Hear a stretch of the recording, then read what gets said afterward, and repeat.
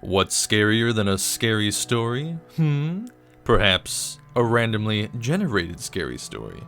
I, That One Cat, took a randomly generated summary and expanded it with my own writing into a full-on spooky tale. In the spirit of Halloween, I'll be narrating this ghastly story while presenting a cool artwork I made for it. So grab your nasty-ass candy corn, sit back, and enjoy. While investigating the death of a local fishmonger, the fledgling detective Henry Undercroft uncovers a legend about a supernaturally cursed, ripped map circulating throughout Wales. As soon as anyone uses the map, he or she has exactly 101 days left to live. The doomed few who have seen this map appear to be ordinary people during day-to-day life, but when photographed, they look upside down and their skin feels like an ill-meaning ostrich to the touch. Through his many connections with local thrift stores and supermarkets, Henry gets a hold of the map, refusing to believe the superstition. He unfurled the tattered remains with mild intrigue. At first glance, it appeared to be nothing more than an old map of Disney World. But as his eyes honed in on a missing piece of the parchment, a collage of images flashed into his mind. A frozen hamster balancing on a red fishmonger, an old newspaper headline about a boating accident, a hooded snake ranting about ankles, and a drinking well located in an old-fashioned place. Henry could hardly believe what he had witnessed, his head reeling from the horrid assortment of imagery. Sitting down in his favorite penguin-shaped chair, head falling into open hands, Henry wondered what to do next. If those strange hallucinations were any indication, it would mean the curse of the map is true. But who would put a curse on a Disney World map, and why? He noticed the skin on his arm was becoming ostrich-like. Without a doubt, the curse was upon him now. He knew of only one person who could help him, his estranged granddaughter. Dolly Meadows was a bright young girl with a sharp wit and a bizarre sense of humor. Henry knew she was an avid Disney fan and would be able to help him solve this curse. With great haste, he made his way to her castle, and upon greeting her, he was surprised to find she already knew about his possession of the map. Henry's granddaughter wasted no time explaining as she snatched the map from his hand and opened it wide, willingly exposing herself to the curse. She herself felt shivers as the same visions flashed before her eyes. A frozen hamster, a boating accident, a snake mad at ankles, and an old drinking well. Henry looked upon her in terror to see her skin was becoming ostrich-like, and a fervor was growing in her eyes. What the hell does ostrich skin look like? There was no time to lose. Together, Henry and Dolly hopped into her hot air balloon and made their way to Disney World. During the ride, Dolly told her grandfather of a strange old man that supposedly wanders the long-forgotten ruins of the once-proud theme park. Ever since the incident, Disney World had been abandoned, many too afraid to enter its haunted grounds. Yet some adventurers would sneak inside, trying to record their findings, but would soon be chased out by some looming monster in the shadows. I apparently forgot to mention the part where they land in the hot air balloon and they're at Disney World, so they're at Disney World now. The gate to this once magical place of happiness was now rusted and gnarled by time. A few of the metal bars had been bent from intruders, allowing passage for our bold heroes. Dolly was the first to enter, eager to seek out the source of this curse. Dolly was the first to enter, eager to seek out the source of this curse.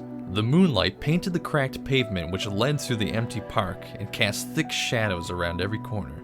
Henry drew his flashlight and surveyed the immediate area, and after a moment of silence, they proceeded forward. They stayed in the light of the moon, not daring to stray too close to the deepening shadows surrounding the buildings and other attractions. It was upsetting to Henry to see this place in such a condition. Tattered remains of posters clung to the walls, and toppled garbage cans spewed their insides across the pavement. Through the dark, Henry spotted his favorite attraction, It's a Small World. Even Henry never understood why he liked it so much.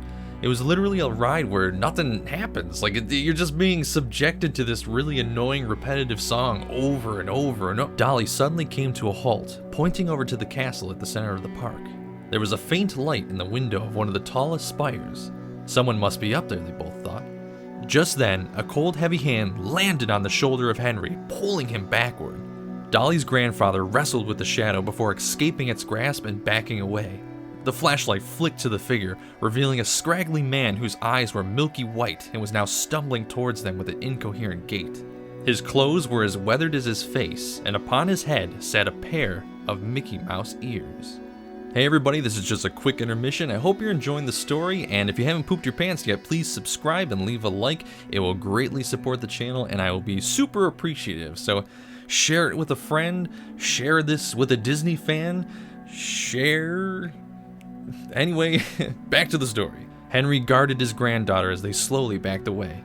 It was then that Dolly noticed that more figures were emerging from the nearby buildings and alleyways, all of them eyes glazed and donned with Mickey Mouse ears. Henry and Dolly knew they must act quickly, or they would risk getting surrounded, so Henry grabbed her hand and led her towards the castle. They ran side by side up the street until they reached the castle's drawbridge. Luckily it was down, but the wood was rotten and barely held together after lack of maintenance for many years. Dolly stepped onto the bridge first, resulting in a low groan from the wood. Below was an empty pit, drained of all of its water. The bottom was a thin layer of gray sludge. Dolly knew the fall wouldn't be fatal, but it'd be kinda gross nonetheless. With nimble leaps, she navigated the broken boards till she reached the other side. Henry, however, was not so athletic. In his youth, he was as strong as a bull and quick as a fox, but with age he had slowed to a drunken gopher. Using what finesse he had left, Henry stepped across the boards as careful as he could muster. With a little luck, he skated across the last few steps and landed beside his granddaughter with an exuberant tumble. Together, they grabbed a hold of the drawbridge crank and began raising it, but before the drawbridge could make it to its peak, the rusted metal which held it together gave away, and the bridge crumbled into the darkness below. The shuffling horde stopped on the other side of the moat and stared endlessly at the couple. Henry didn't take much time to spot the main entrance, and as quickly as they could, Dolly and Henry disappeared into the Disney castle. The main hall was as grand as it was in disarray. The high ceilings were hung with many chandeliers and banners depicting the famous characters of the Disney lineage. In the dark, however, they seemed to watch over Dolly and Henry with a disapproving glare. Scattered amongst the tattered carpets were fragments of glass from broken light fixtures. Piles of discarded souvenirs cluttered the corners of the nearby rooms. Henry would flash his light into every doorway, hoping to banish any shadowy figures readying to spring on them. But to all observation, the main floor was empty. A tall, winding stairway led the couple up the main spire, and after a seemingly endless barrage of steps, Dolly and Henry reached the level they had searched for. At the end of a narrow hallway was a towering set of closed double doors. From underneath came a flickering light which danced across what was left of the carpets. That was their room, they both thought, eyeing each other nervously. Henry inched up next to the left side door and placed his ear on the cool wood. There was a low drone coming from the other side, like an angry hum. Eager to get the jump on the unsuspecting villain, Dolly shot open the doors and leapt inside. It was another grand hall, and at the far end was a large throne with a round figure sitting upon it. Bathed in shadow, all Dolly could see was the silhouette of two mouse ears atop its head, larger and more pronounced than those of the shadowy figures they had seen before. The light that Dolly and Henry had seen from down below was coming from an ornate fireplace. The light was barely enough to pierce the darkness of the figure sitting upon the throne, but Henry could make out the form of Mickey Mouse, or at least the mascot costume an employee would wear to perform as Mickey Mouse. Immediately, Henry noticed the low hum was coming from the seated mouse, but upon realizing the creature had visitors, the hum silenced and the room grew still. Dolly called out to the mouse and held up the tattered cursed map. She demanded he release her and all the others afflicted. The reply was nothing but silence, and then a grunt. The mouse rose from the throne, standing a full head taller than Henry. In the dark, its eyes radiated a burning red, and with a strong, purposeful stride, the mouse began storming towards Henry and Dolly. Behind them, a group of mouse-eared fiends scurried from the shadows and grabbed a hold of Dolly. The cursed map dropped to the ground and was crushed underfoot by the many attackers. Henry barely escaped the grasp of one of the figures and now found himself between the surprised mob and the rapidly approaching Mickey Mouse. Dolly screamed as she tried to free herself from their icy grasp, but no matter how much she squirmed, the crowd would strengthen its grip on her. One of the figures sprang forward and slammed on her head a pair of mouse ears. Dolly felt a cold shiver down her spine, as if the hat was pulling out her very soul. Her vision was quickly fading until all she saw were blurry shapes amongst the flickering firelight. Henry took a deep breath, processing the imminent danger. He tightened his grasp on the flashlight, and with all his might, he hurled the heavy metal towards Mickey's giant mascot head. It collided with a muffled thud and stopped the beast in its tracks.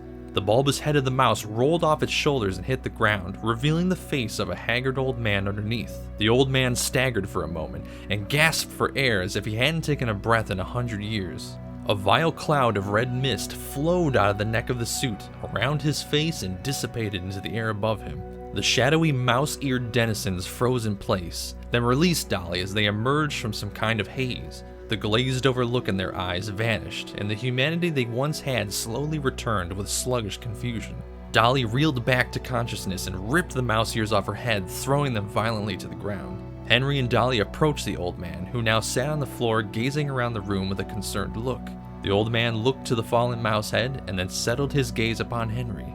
His baffled look turned to relief as he stood and bowed. The old man thanked Henry and Dolly and began explaining what had happened to him. He told a story of how the mascot costume was cursed and forced him to harm others around the park.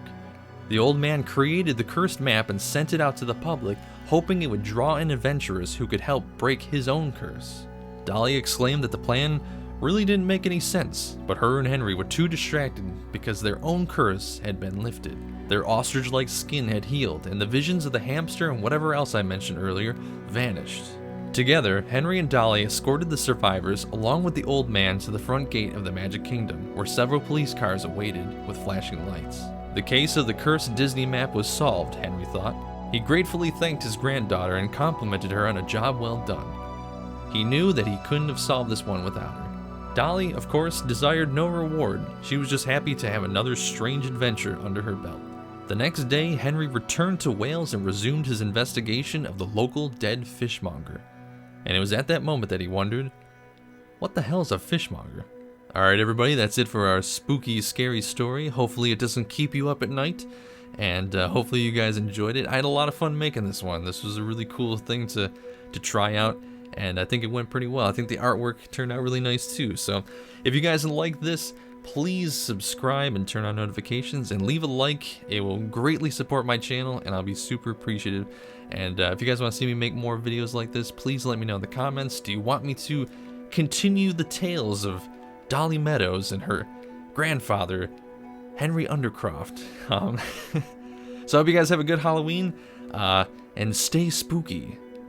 Yeah, stay spooky. I don't know. It sounded good in my head. Oh, anyway, bye.